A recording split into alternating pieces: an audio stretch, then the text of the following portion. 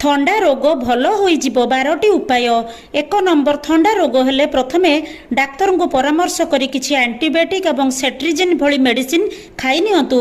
2 number घरे सुषम खाद्य जेपरिक भात डाली पनीपरिबा तरकारी फल क्षीर आदि खातु। होटेल बजार रे बेसी खातु नाही।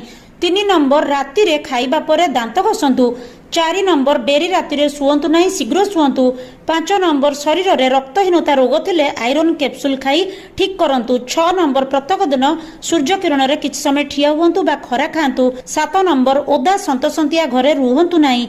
8 नंबर कृमि रोग थिले सेति पई मेडिसिन खांतु। 9 नंबर मुंड मैला हेले केस को मझिरे मझिरे सफा करंतु। 10 नंबर मद सिगरेट खांतु नाही।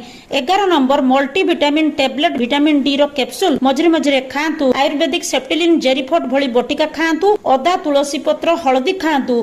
12 नंबर शरीर रे सोरिष तेल मालिश करंतु।